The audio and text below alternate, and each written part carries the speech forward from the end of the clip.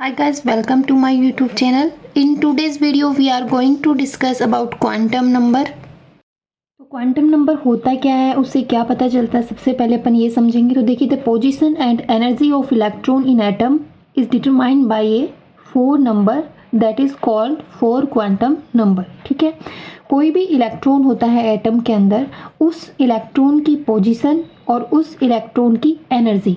ठीक है, पोजीशन का मतलब कि वो उसकी न्यूक्लियस से कितनी डिस्टेंस है वो, और उसकी एनर्जी क्या है वो, उन सब की स्टडी किसके अंदर करते हैं, क्वांटम नंबर के। पोजीशन और एनर्जी की जो डिटरमाइन किया जाता है कोई भी इलेक्ट्रॉन का एटम के अंदर, वो किसके थ्रू, फोर नंबर के थ्रू। और वो फोर नंबर को क्या कहते हैं अपन, क्वांटम नंबर्स कहते हैं। ठीक है, और ये क्वांटम नंबर कितने टाइप के होते हैं वो देखिए, कितने होते हैं। फोर नंबर तो होते ही हैं, और कितने होते हैं, नाम क्या है उनका, और उनको किस एब्रिविएशन से उनको अपन लिखते हैं। ठीक है, तो देखिए, प्रिंसिपल क्वांटम नंबर होता है उसको एन से अपन शो करते हैं, स्मॉल एन से। एक होता है एजीमुथल क्वांटम नंबर, उसको स्मॉल एल से। एक होता है मैग्नेटिक क्वांटम नंबर, उसको स्मॉल एम से। और एक होता है इलेक्ट्रॉन स्पिन क्वांटम नंबर, उसको एस से। ठीक है, तो जो प्रिंसिपल क्वांटम नंबर है उसको पढ़ने से पहले अपन ऑर्बिटल के बारे में जान लेते हैं कि ऑर्बिटल क्या होता है। तो देखिए, it is a region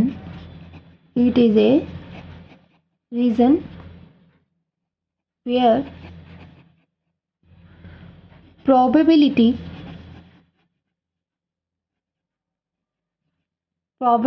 of finding electron is maximum।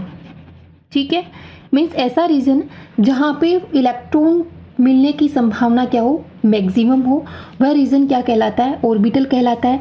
जैसे मान लीजिए कि एस सब सेल है। ठीक है, एस सब सेल के अंदर कितने ऑर्बिटल्स हैं, वन। और तो एस की जो शेप होती है वो कैसी होती है, राउंड शेप होती है, इस तरीके की। तो देखिए, इसमें यहाँ पे न्यूक्लियस होता है, और यहाँ पे क्या है, जो भी इलेक्ट्रॉन है उनकी प्रोबेबिलिटी यहाँ पे ज़्यादा होगी। ठीक है, इस रीजन के अंदर जो इलेक्ट्रॉन के मिलने की संभावना ज़्यादा है। ऐसे ही पी की शेप कैसी होगी, इस टाइप की। तो यहाँ पे इलेक्ट्रॉन कहाँ कहाँ मिलेंगे, एक तो इस लोब के अंदर और एक ही इस लोब के अंदर। पी के अंदर जो है दो लोब होती हैं, तो इसके अंदर जो इलेक्ट्रॉन मिलने की जो संभावना होती है, या इलेक्ट्रॉन मैक्सिमम कहाँ मिलेंगे, इन लोब्स के अंदर। ठीक है, तो ऑर्बिटल क्या होता है, समझ में आ गया कि ऐसा एक रीजन होता है जहाँ पे इलेक्ट्रॉन मिलने की संभावना क्या हो, मैक्सिमम हो। ठीक है, अब अपन पढ़ते हैं principle quantum number, energy level of the electrons in an atom. ठीक है, और उन एनर्जी लेवल्स को अपन क्या कहते हैं, शेल। ठीक है, ये क्या डिफाइन करता है कि जो भी एटम है उसके अंदर इलेक्ट्रॉन का जो भी एनर्जी लेवल्स हैं उनको डिफाइन करता है, और उन एनर्जी लेवल को अपन कहते हैं सेल। ठीक है, इन सेल को कैसे डिफाइन करेंगे, तो मान लीजिए एन का मतलब क्या है, इसको शॉर्ट फॉर्म में क्या लिखेंगे, एन लिखेंगे। तो एन की value means principle quantum number की वैल्यू यदि 1, 2, 3, 4 इस तरीके से हो सकती है, तब शेल कौन सा होगा वो देखिए। यदि n की वैल्यू 1 है तो k, फिर 2 है तो l, 3 है तो m, और 4 है तो n, और 5 है तो o। इस तरीके से क्या होंगे, सेल के नाम होंगे, और नंबर क्या होंगे, जब n की वैल्यू 1 है तो k होगा। और ये कैसे होते हैं, मान लीजिए ये एटम है, एटम के अंदर सबसे पहले ये क्या है, न्यूक्लियस, और न्यूक्लियस के चारों तरफ से ये क्या है, एनर्जी लेवल्स। तो इन एनर्जी लेवल्स को कौन डिफाइन करता है, प्रिंसिपल क्वांटम नंबर। इन एनर्जी लेवल्स को अपन डिफाइन कैसे करते हैं, यदि प्रिंसिपल क्वांटम नंबर की वैल्यू n इक्वल्स टू 1 हो तो इसको क्या कहेंगे, k। यदि n इक्वल्स टू 2 हो तो इसको क्या कहेंगे, l। और यदि n इक्वल्स टू 3 हो तो इस लेवल को क्या कहेंगे, m। If principle quantum number energy levels को डिफाइन करता है, तो एक दूसरी चीज है जिसको भी कौन डिफाइन कर सकता है, प्रिंसिपल क्वांटम नंबर, और वो क्या है, डिस्टेंस फ्रॉम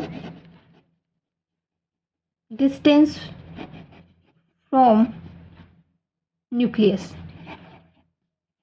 ठीक है, इलेक्ट्रॉन्स की जो डिस्टेंस है किससे, न्यूक्लियस से। जैसे मान लीजिए अपना न्यूक्लियस है, और ये अपना एनर्जी लेवल फर्स्ट है जिसको क्या है के, और ये क्या है एल।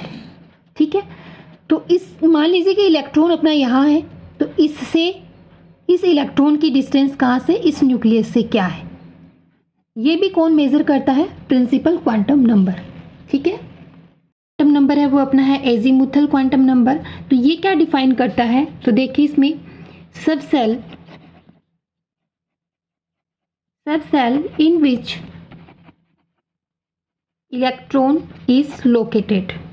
ठीक है, इलेक्ट्रॉन इज लोकेटेड। ठीक है, तो ये सब सेल को डिफाइन करता है। अब सब सेल यदि एजीमुथल क्वांटम नंबर की वैल्यू क्या होगी, तब कौन सा सब सेल होगा वो देख लेते हैं, और इसको किससे लिखते हैं अपन, स्मॉल एल से। तो देखिए स्मॉल एल की वैल्यू यदि 0, 1, 2, 3 इस तरीके से हो सकती है, 4 हो सकती है। ठीक है, तब अपना सब सेल कौन सा होगा, सब सेल यदि 0 है तो एस होगा, 1 है तो पी होगा, 2 है तो डी होगा, और 3 है तो एफ होगा, और 4 है तो कौन सा सब सेल होगा, जी होगा। ठीक है, जो वैल्यू होती है एल की वो होती है 0 to n-1। n क्या है, प्रिंसिपल क्वांटम नंबर। यदि अपने को n की वैल्यू दी हुई होगी तो अपन l की वैल्यूज निकाल सकते हैं। ठीक है, अब एक एग्जांपल लेते हैं, एग्जांपल जिसके अंदर अपने को मान लीजिए क्या दिया हुआ है, n इक्वल्स टू क्या दिया हुआ है, 2 दिया हुआ है। ठीक है, अब इसके लिए अपने को l की वैल्यू क्या करनी है, काउंट करनी है। तो l की वैल्यू कैसे काउंट करेंगे, l का फॉर्मूला क्या है, 0 to n-1। तो क्या लिखेंगे, ठीक है, कैसे कैलकुलेट करेंगे, 0 to n-1। ठीक है, अब 0 to n कितना दिया हुआ, 2 2-1। ठीक है, तो 0 to 2-1 कितना आया, 1, मीन्स 0 से 1 तक। ठीक है, तो ये क्या होगी, अपनी l की वैल्यूज आ गई। ठीक है, तो कितनी आई, 0 and 1। जब 0 होता है तो सब सेल कौन सा होगा, s, और जब 1 होता है तो सब सेल कौन सा होगा, p। तो इस तरीके से अपने को कैलकुलेट करना होता है जब भी अपने को इस टाइप का क्वेश्चन पूछ लिया जाता है तो। ठीक है, क्वेश्चन है वो देखिए, 4p, 3d और 4s ये 3 जो दे रखे हैं, इनके अंदर अपने को क्या कैलकुलेट करना है, n की वैल्यू क्या होगी और इनके अंदर l की वैल्यू क्या होगी, मीन्स प्रिंसिपल क्वांटम नंबर क्या होगा और एजीमुथल क्वांटम नंबर क्या होगा। ठीक है, तो प्रिंसिपल क्वांटम नंबर क्या है इसके लिए, ये जो आगे लिखा होता है वही होता है 4, इसके लिए क्या होगा 3, और इसके लिए क्या होगा 5। ठीक है, l की वैल्यू कैसे कैलकुलेट करेंगे, अभी अपन ने थोड़ी देर पहले पढ़ा है कि 0, 1, 2, 3, 4 इस तरीके से यहाँ से लिखते हैं l की वैल्यू। तब 0 होता है तो s, 1 होता है तो p, 2 होता है तो d, 3 होता है तो f, 4 होता है तो g। तो देखिए p के लिए क्या आएगा, l की वैल्यू 1, तो यहाँ पे l इक्वल्स टू क्या हो गया 1। d के लिए l की वैल्यू कितनी आएगी 2, तो ये क्या हो जाएगा 2, और s के लिए l की वैल्यू कितनी होती है 0, तो ये क्या हो जाएगी 0। ठीक है, तो इस तरीके से अपन क्या कर लेंगे, कैलकुलेट कर। क्वांटम नंबर है वो है मैग्नेटिक क्वांटम नंबर। तो ये क्या डिफाइन करता है, तो देखिए ये डिफाइन करता है कि टोटल नंबर ऑफ ऑर्बिटल्स इन सब सेल के अंदर टोटल नंबर ऑफ ऑर्बिटल्स कितने होंगे। ठीक है, तो total number of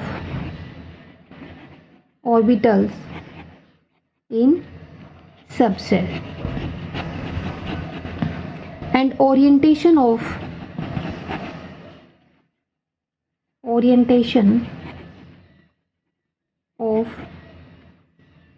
those orbitals are determined by this quantum number means m। ठीक है, तो ओरिएंटेशन एंड ऑर्बिटल्स कितने होंगे सब सेल के अंदर, ये सब किसके द्वारा डिफाइन होता है, मैग्नेटिक क्वांटम नंबर के थ्रू।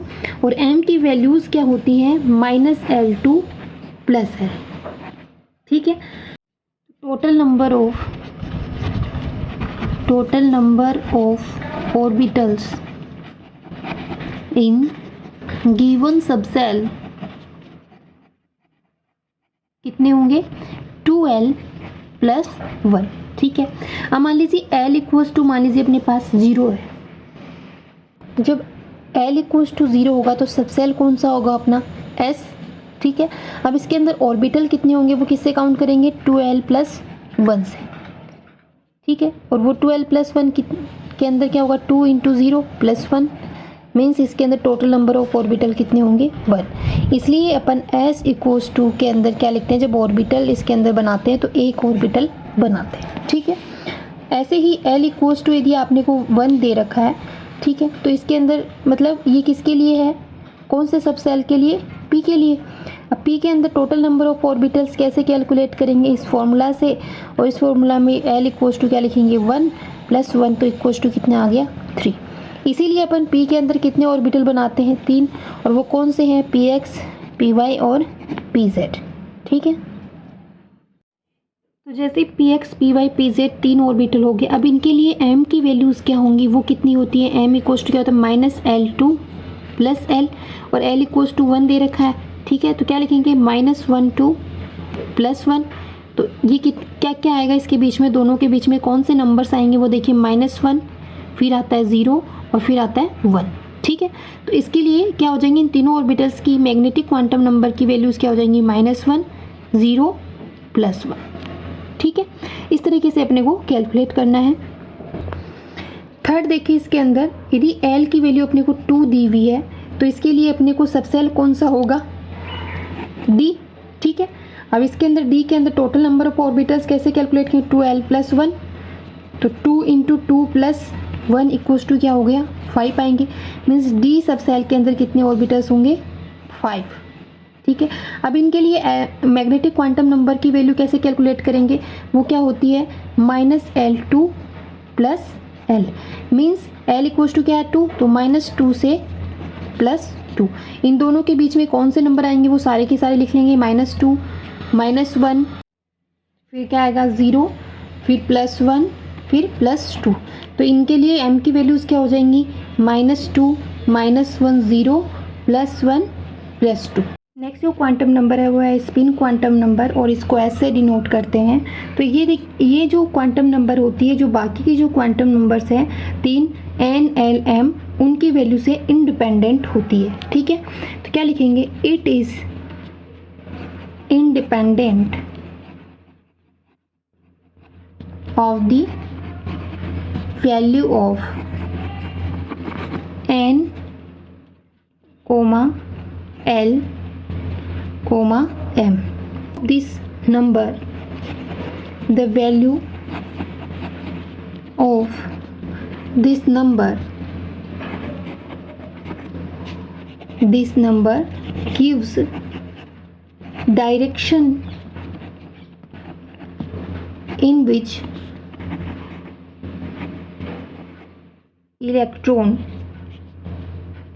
is spinning, ठीक है। ये क्या बताती कि कौन सी डायरेक्शन के अंदर इलेक्ट्रॉन क्या करेगा, स्पिन करेगा, ठीक है। +1/2 और एक होता है -1/2। तो देखिए मान लीजिए ये अपना s ऑर्बिटल दिया हुआ है, इस s ऑर्बिटल के अंदर यदि इस तरीके से इलेक्ट्रॉन फिल करते हैं तो s की वैल्यू होती है +1/2, मीन्स स्पिन क्वांटम नंबर की वैल्यू, और इस तरीके से जब इलेक्ट्रॉन फिल करते हैं तो उसके लिए होती है -1/2, ठीक है। तो इसकी वैल्यू और सारी क्वांटम नंबर पे डिपेंड नहीं करती है। Step 1, wake up early, gonna rise with the sun. Step 2